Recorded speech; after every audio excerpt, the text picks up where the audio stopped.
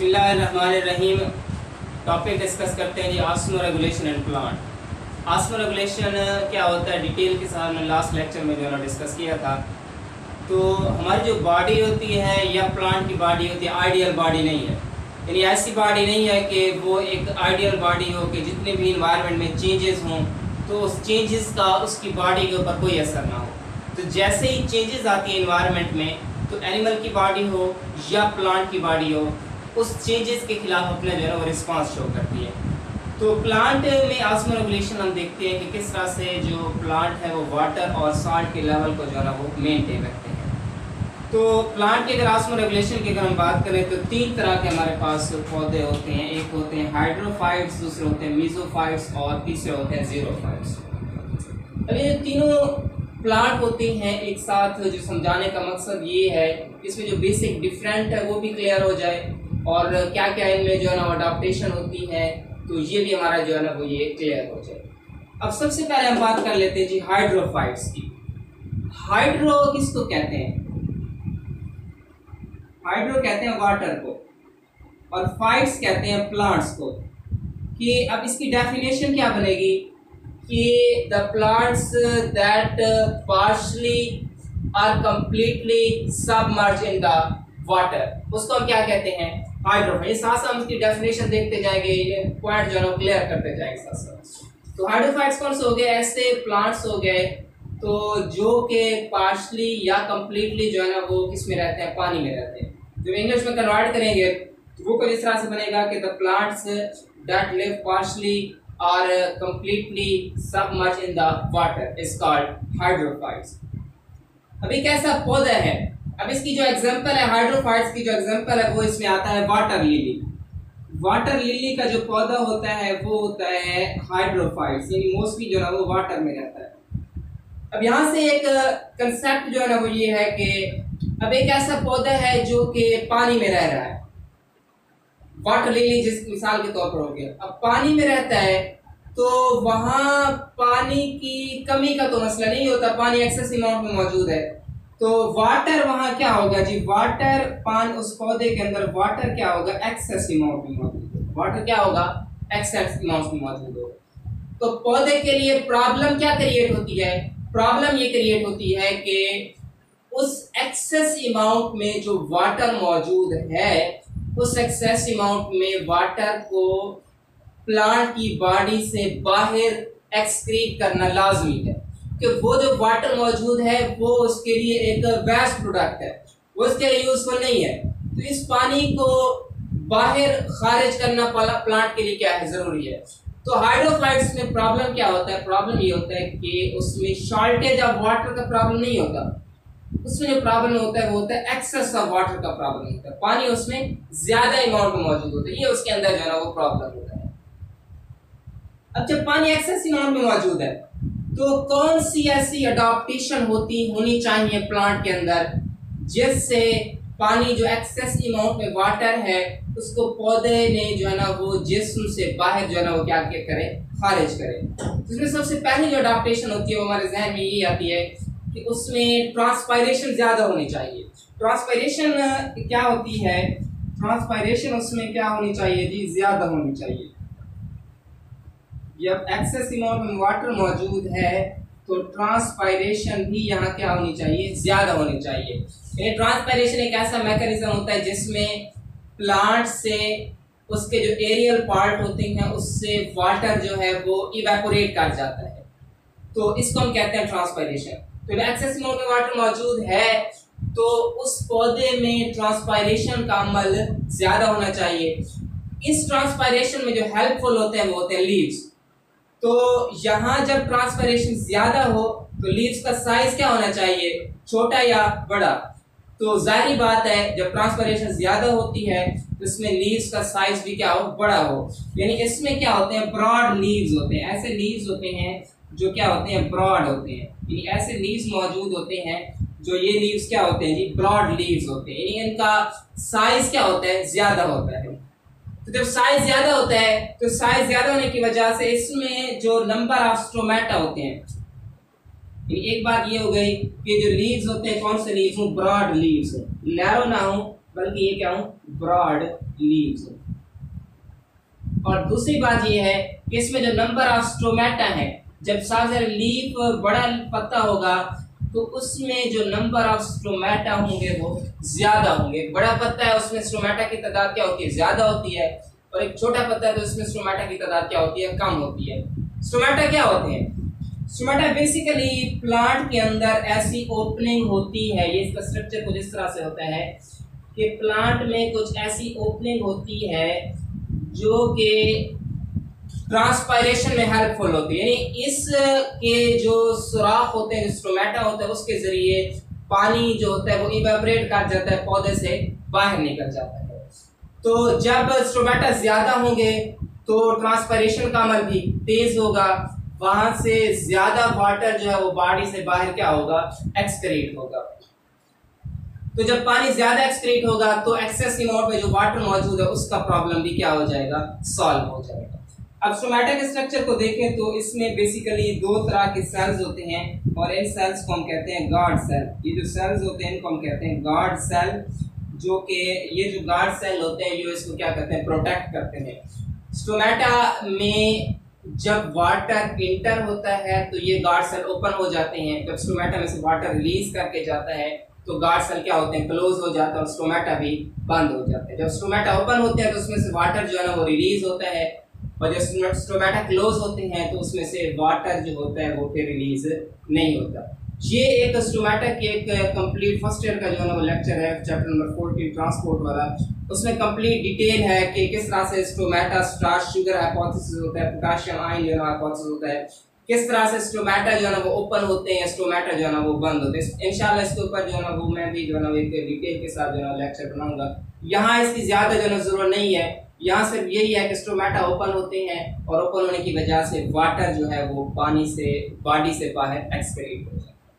तो ये तो होते हैं जी हाइड्रोफाइट्स।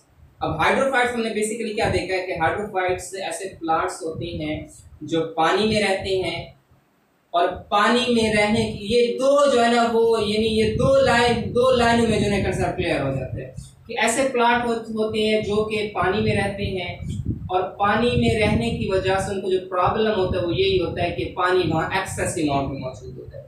इस एक्सेस अमाउंट में जो वाटर है इसको बॉडी से बाहर एक्सक्रीट करना जरूरी है। इसको एक्सक्रीट करने के लिए उसमें कौन सी अडाप्टेशन होती है, उसमें ऐसी अडाप्टेशन होती है जिसमें जैसे ट्रांसपायरेशन क्या हो, ज्यादा से ज्यादा हो। तो उसमें जो पहली अडाप्टेशन होती है उसकी लीव्स जो होते हैं वो ब्रॉड लीव्स होते हैं। ब्रॉड लीव्स होने की वजह से नंबर ऑफ स्टोमेटा क्या होते हैं, ज्यादा होते हैं, और ज्यादा से ज्यादा वाटर जो है वो बॉडी से बाहर एक्सक्रीट होता है। तो ये तो होती है जी अडाप्टेशन होती है हाइड्रोफाइट्स के अंदर। अब दूसरी तरह के हमारे पास पौधे होते हैं और वो होते हैं जी जीरोफाइट्स। पहले ये इसमें डिस्कस कर लेते हैं जीरोफाइट्स, उसके बाद मेसोफाइट्स को करेंगे।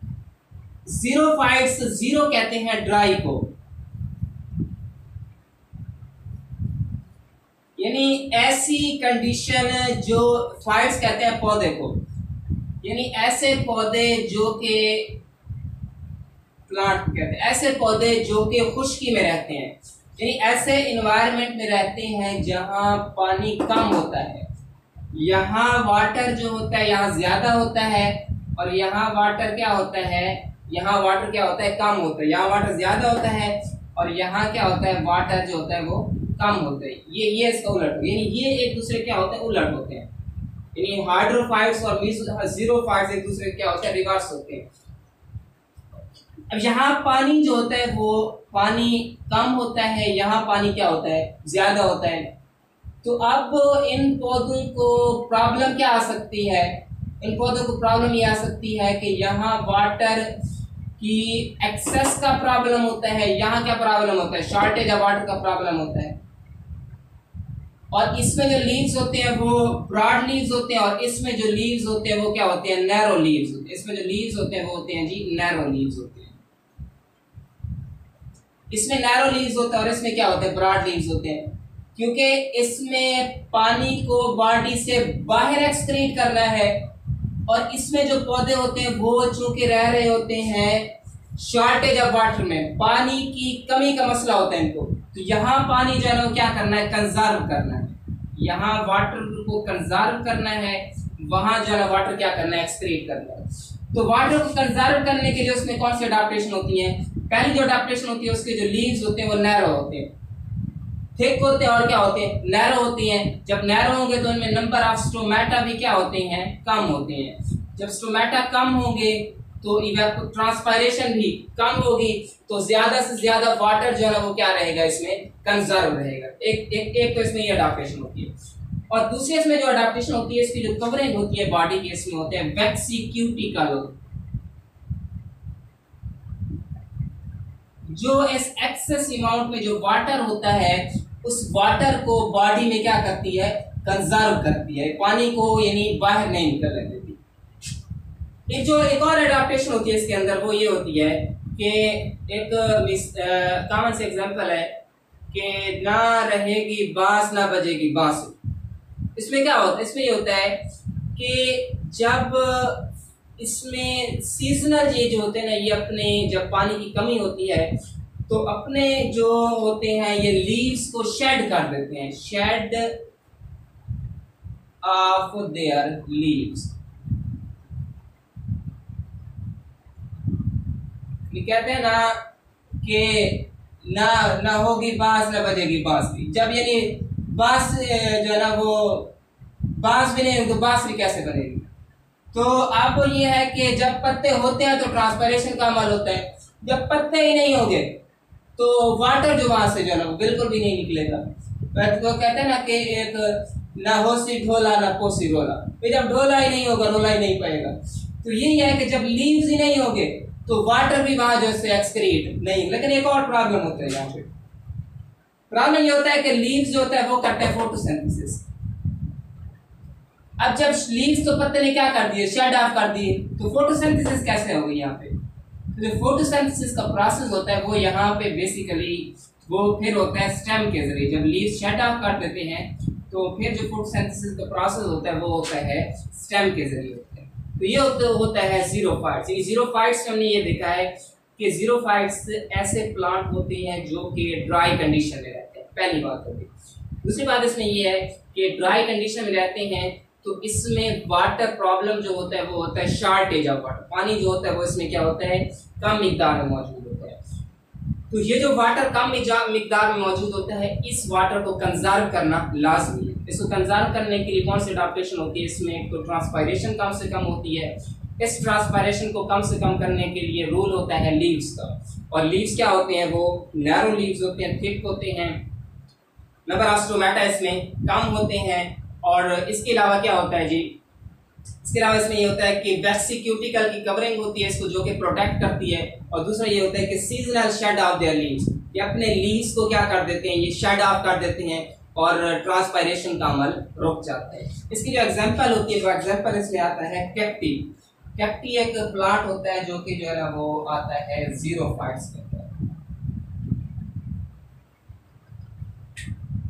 अब तीसरी तरह के जो पौधे होते हैं वो होते हैं मीजोफाइट्स। मीजोफाइट्स कहते हैं, ये होते हैं, फाइट्स का मतलब ऐसे प्लांट्स होते हैं, और मीजो कहते हैं मॉडरेट को, कि ऐसे प्लांट होते हैं जो कि मॉडरेट इन्वायरमेंट में रहते हैं। ना पानी की एक्सेस का मसला होता है, ना पानी की शॉर्टेज का मसला होता है। फिर जब ये मॉडरेट होते हैं तो उसमें लीव्स भी क्या होंगे, मॉडरेट होंगे, ना तो इतने बड़े होंगे ना इतने क्या होंगे, छोटे होंगे। और नंबर ऑफ स्टोमेटा भी क्या होते हैं, मॉडरेट होते हैं।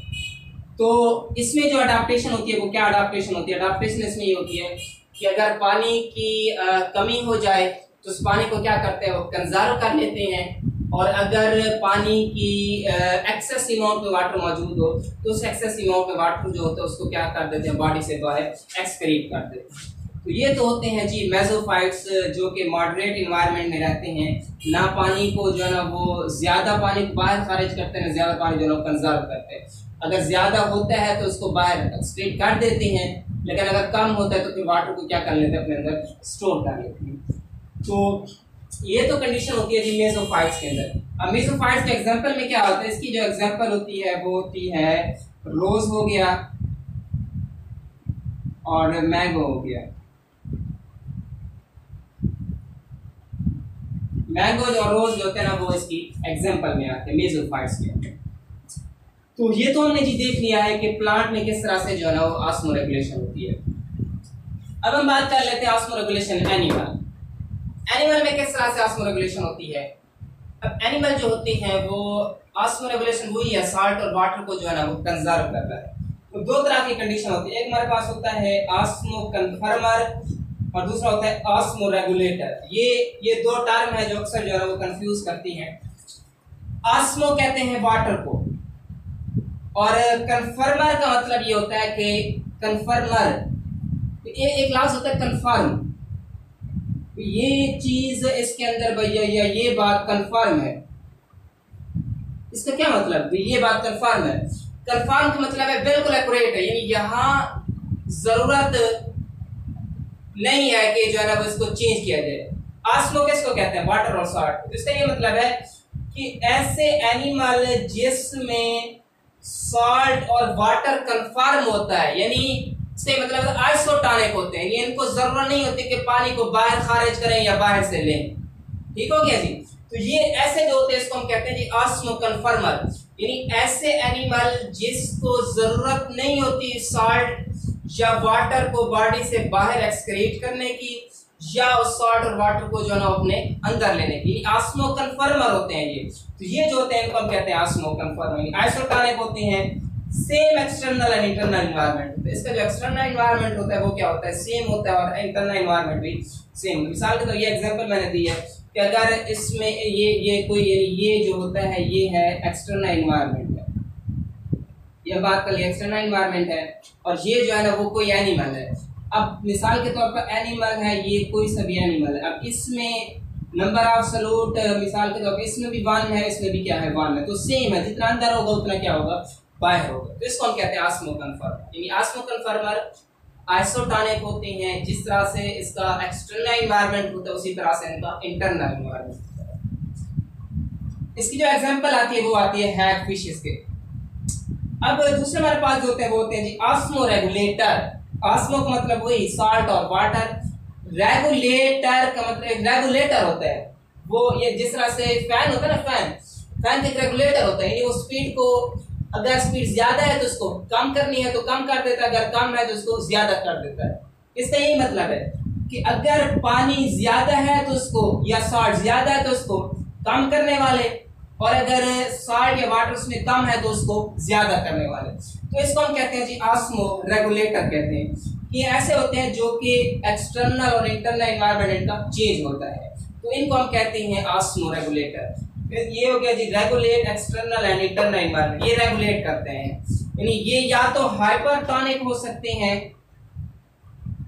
हाइपरटॉनिक, या फिर हो सकते हैं जी हाइपोटॉनिक। अगर ये हाइपोटॉनिक होते हैं यानी इसमें डाइल्यूट होते हैं, वाटर अगर ज्यादा है तो इस वाटर को क्या करेंगे बॉडी से बाहर एक्सक्रीट कर देंगे। अगर हाइपरटॉनिक है तो इसमें सॉल्ट क्या होता है ज्यादा होता है, और इस सॉल्ट को जो है ना बॉडी से बाहर एक्सक्रीट करते हैं। इसमें कौन से आते हैं, मैरीन आते हैं, फ्रेश वाटर आते हैं और टर्स्टियर आते हैं। तो ये तो होता है ऑस्मो रेगुलेशन, यानी ऑस्मो कन्फर्मर क्या होते हैं और ऑस्मो रेगुलेटर। सिंपल यही है कि ऑस्मो कन्फर्मर जो होते हैं वो आइसोटॉनिक होते हैं, उनका एक्सटर्नल और इंटरनल एनवायरनमेंट सेम होता है, और जो ऑस्मो रेगुलेटर होते हैं उसका जो एक्सटर्नल एनवायरनमेंट होता है वो और होता है और इंटरनल एनवायरनमेंट और होता है, यानी वो या तो हाइपोटॉनिक होते हैं या क्या होते हैं हाइपोटॉनिक। तो ये तो आज हमने डिस्कस किया है जी ऑस्मो रेगुलेशन प्लांट्स और ऑस्मो रेगुलेशन एनिमल। इंशाल्लाह नेक्स्ट जो है ना वो टॉपिक जो है वो हम डिस्कस करेंगे कि डिफरेंट एनवायरनमेंट में ऑस्मो रेगुलेशन कैसे। See you in the next video.